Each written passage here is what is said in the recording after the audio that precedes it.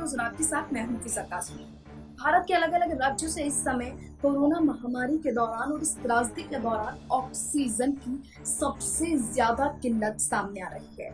Oxygen की भारी कमी के कारण राज्य सरकारें लगातार केंद्र की मोदी सरकार से अपील कर रही है कि जल्द से जल्द इस समस्या का समाधान आगे निकाला जाना चाहिए और राज्यों की इस समस्या के लिए केंद्र की सरकार को कुछ आगे कदम उठाने चाहिए और जल्द से जल्द उनको सुविधाएं मुहैया कराई जानी चाहिए। हालांकि केंद्र सरकार लगातार ये आश्वासन दे रही है कि आगे की रणनीति बनाई जा रही है ताकि किसी भी राज्य को ऑक्सीजन की कोई कमी ना हो सके, लेकिन फिर भी हालात बद से बदतर हैं। लोगों को अस्पतालों में ना ही ऑक्सीजन मिल पा रही है और ना ही उनके पास पर्याप्त सुविधाएं हैं ताकि वो अपनों का इलाज करा सके।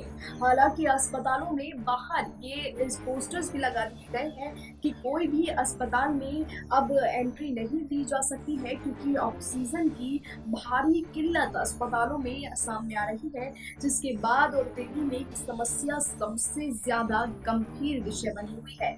इसको देखते हुए पूरे भारत में अब मोदी सरकार की किरकिरी होने लगी है।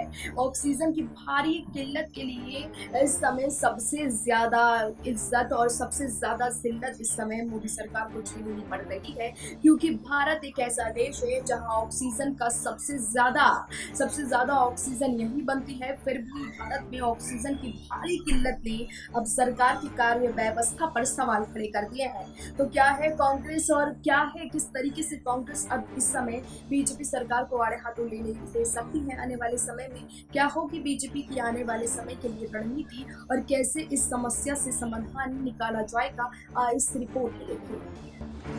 भारत के अलग अलग राज्यों से इस समय कोरोना वायरस की स्थिति जो सामने आ रही है, इस दूसरी लहर ने मानो पूरे भारत में त्रासदी का माहौल बना दिया है। लगातार स्थितियां गंभीर होती जा रही हैं और इन गंभीर स्थितियों को संभालने के लिए राज्य सरकार और केंद्र की मोदी सरकार हर मुमकिन कोशिश में लगी है ताकि स्थितियों को जल्द से जल्द संभाला जा सके, लेकिन कहीं से भी स्थितियां काबू में आती हुई नहीं नजर आ रही है। दिल्ली जैसे बड़े शहरों की बात करें तो यहाँ स्थितियां लगातार गंभीर होती जा रही हैं। हाल ही में दिल्ली की केजरीवाल सरकार हर मुमकिन कोशिश कर रही है। प्रधानमंत्री नरेंद्र मोदी के साथ प्रधानमंत्री नरेंद्र मोदी की मीटिंग में भी अरविंद केजरीवाल ने उन मुद्दों को उठाया ताकि दिल्ली की परेशानियों को समझा जा सके। सबसे ज्यादा किल्लत दिल्ली के अस्पतालों में ऑक्सीजन को लेकर सामने आ रही है। दिन ब दिन कोरोना वायरस के बिगड़ते हालात दिल्ली की स्थिति को बेकाबू करते जा रहे हैं। यहाँ स्थितियाँ इतनी गंभीर हो चुकी हैं कि दिल्ली के अस्पतालों में हर घंटे कोरोना मरीजों के कई मरीज दम तोड़ रहे हैं। कभी ऑक्सीजन की कमी का सामने आ रही है तो कभी वेंटिलेटर और अस्पतालों में जगह ना मिलने के कारण मरीज दर बदर भटकते दिखाई दे रहे हैं। दिल्ली समेत उत्तर प्रदेश, मध्य प्रदेश और राजस्थान से भी लगातार ऐसी ही खबरें सामने आ रही हैं जो कोरोना वायरस की स्थिति और बेकाबू कोरोना को नहीं थाम पा रही राज्य सरकार और मुसीबत केंद्र सरकार के लिए बढ़ती ही जा रही है। इस स्थिति में सबसे ज्यादा संकट ऑक्सीजन को लेकर गहराया हुआ है। ऑक्सीजन की भारी किल्लत हर राज्य सरकार के लिए इस समय मुसीबत का सबब बनी हुई है। ऑक्सीजन की परेशानी से राज्य सरकारें परेशान हैं और हाल ही में प्रधानमंत्री नरेंद्र मोदी के 1 मई से टीकाकरण उत्सव को लेकर भी लगातार ये कयास लगाए जा रहे हैं कि कांग्रेस शासित राज्य इस उत्सव में हिस्सा नहीं लेंगे। लेकिन अगर बात हम ऑक्सीजन की किल्लत की करें तो प्रधानमंत्री नरेंद्र मोदी और बीजेपी सरकार इस समय कटघरे में आकर खड़ी हो गई है। इसमें चाहे पीएम केयर फंड्स को लेकर सवाल उठ रहे हो या फिर पिछले 1 साल के दौरान सरकार की कार्यशैली पर कि जब कोरोना वायरस की पहली लहर भारत में आई थी तब क्या स्थितियां थी और आज कोरोना वायरस की दूसरी लहर के कारण भी स्थितियां बेकाबू हो चुकी हैं। पिछले 1 साल में सरकार के क्या कामकाज जनता के सामने आए हैं और क्या कुछ सुविधाएं जनता के लिए सरकार की ओर से की गई हैं। इन सभी कामों पर, इन सभी सवालों पर लगातार कयास लगाए जा रहे थे कि जल्द से जल्द इस स्थितियों को कंट्रोल में किया जाएगा, लेकिन हालात लगातार बेकाबू होते जा रहे हैं। ऑक्सीजन पर सरकार को विपक्ष हर मुद्दे पर घेर रहा है। ऑक्सीजन की कमी लगातार मोदी सरकार के लिए फांसी का फंदा बनती जा रही है। मेडिकल ऑक्सीजन किल्लत की वजह से देश में अब तक अलग अलग जगहों पर बेतहाशा मौतें हो चुकी हैं। कोविड-19 की दूसरी लहर में देश का हेल्थ केयर सिस्टम पूरी तरह से खस्ता हाल दिखाई दे रहा है और पाकिस्तान जैसे देश की मीडिया ने भी खबरें बना डाली है। एक दिन पहले ही सुप्रीम कोर्ट ने भी केंद्र सरकार को तलब कर दिया था। इन सब के बीच दूसरी महामारी को लेकर बहुत देर से सक्रिय हुई सरकार युद्ध स्तर पर काम कर रही है।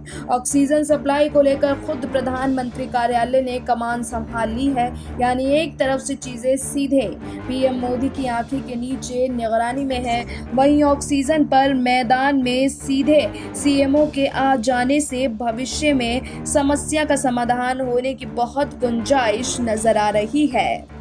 केंद्र और राज्य सरकारें जो सरकारी अमला अब सक्रिय हुआ है, वो महामारी के शुरुआत के वक्त क्यों हाथ पर हाथ धरे बैठा था।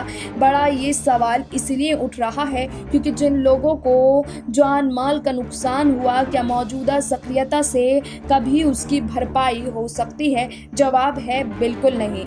महामारी में रिश्तेदारों को गंवाने वाले व्यक्ति जिंदगी भर इस बात को नहीं भूल पाएगा। अप्रैल के दूसरे हफ्ते एक देश में रोजाना की खपत से बहुत ज्यादा लिक्विड मेडिकल ऑक्सीजन का उत्पादन होता था, मगर नेताओं की आक्रामकता, पक्ष विपक्ष की ओछी राजनीति और लचर सरकारी सिस्टम में लोगों को उनके हिस्से का ऑक्सीजन तय समय पर मिला ही नहीं, जबकि वो इसके लिए कोई भी कीमत चुकाने को तैयार थे। लचर व्यवस्था में ऑक्सीजन की कमी से लोग मरने को मजबूर हुए और विदेशी मीडिया से इसे आपातकाल की हत्या करार दिया।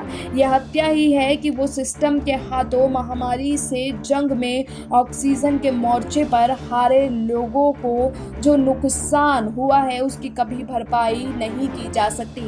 महाराष्ट्र और दिल्ली दो ऐसे राज्य हैं जहां कोविड-19 के लगातार बढ़ते मामलों के मद्देनजर ऑक्सीजन सप्लाई अभी भी नाजुक स्तर पर है। दोनों राज्यों से लगातार शिकायतें आई हैं कि उनके अस्पतालों तक ऑक्सीजन पहुंच ही नहीं पा रहा है। गैर बीजेपी राज्य सरकारों ने इसका ठीकरा केंद्र सरकार पर फोड़ दिया है। अच्छी बात है ये कि अब भविष्य में मेडिकल ऑक्सीजन पर बुरी स्थितियों के दोहराव से बचने के लिए मोदी सरकार फुल एक्शन मूड में है। आइए जानते हैं केंद्र सरकार के लक्ष्य से निपटने के लिए आखिर क्या क्या कर रही है। दरअसल राज्यों की शिकायतों को दूर करते हुए उनकी जरूरतों को पूरा करने के लिए केंद्र सरकार ने एक पैनल बनाया है। पैनल का नाम है EG2 है। इसमें सभी राज्य ऑक्सीजन बनाने वाले बड़े फर्म और अन्य विभाग, साथ ही ट्रांसपोर्ट को शामिल किया जाता है। एम्पावर्ड ग्रुप 2 सीधे प्रधानमंत्री कार्यालय के अधीन है। पैनल का काम ऑक्सीजन सप्लाई की निगरानी करना है। कुछ राज्यों में ऑक्सीजन का उत्पादन करने के लिए कई प्लांट्स हैं, जबकि अन्य पड़ोसी राज्यों पर निर्भर है। महाराष्ट्र और गुजरात सबसे बड़े ऑक्सीजन उत्पादक हैं, लेकिन खुद की मेडिकल ऑक्सीजन की सप्लाई नहीं पूरा कर पा रहे हैं, जबकि झारखंड, आंध्र प्रदेश और उड़ीसा जैसे राज्य हैं जो जरूरत के हिसाब से काफी ज्यादा ऑक्सीजन उत्पादन करते हैं। रेल मंत्रालय ने इन राज्यों में जरूरत से ज्यादा उत्पादित ऑक्सीजन कमी का सामना करने वाले राज्यों में पहुंचाने के लिए roll on roll of model शुरू किया है। इसके तहत स्पेशल ऑक्सीजन एक्सप्रेस ट्रेन चलाई जा रही है। ऑक्सीजन एक्सप्रेस ट्रेनें आंध्र प्रदेश में वाईजैग से मुंबई और महाराष्ट्र की दूसरी जगहों के लिए चल रही हैं। इसी की तरह झारखंड में बोकारो में ऑक्सीजन के कंटेनर्स को उत्तर प्रदेश के अलग अलग जगहों पर भेजा जा रहा है। मालगाड़ियों पर सीधे ट्रैक और टैंकर लगा कर और लाद कर कुछ घंटों में सप्लाई की जा रही है। हालांकि मोदी सरकार अब सप्लाई की स्थिति को बढ़ा रही है और जल्द से जल्द स्थितियों को काबू करने की कोशिश की जा रही है, लेकिन जो स्थितियां पनपी हैं, क्या उसको आने वाले समय के भूला जा सकेगा? क्या सरकार की इस विफलता पर कोई एक्शन आने वाले समय में और कोई रणनीति ऐसी बनाई जाएगी ताकि ये सब दोबारा ना दोहराया जा सके? ये सब आगे देखना होगा। Bureau report SPN9 news. अब देखना होगा होगा कि वर्ल्ड में जिस तरीके से मोदी सरकार की किरकिरी ऑक्सीजन को लेकर हुई है, किस तरीके से बीजेपी अपनी छवि को आने वाले समय के लिए सही कर पाती है और क्या कुछ रणनीति के तहत इस समस्या का समाधान निकाला जाता है। फिलहाल हमें दीजिए इजाजत, अभी के लिए इतना ही, लेकिन देश और दुनिया की तमाम खबरों के लिए आप जुड़े रहिए SPN9 न्यूज के साथ।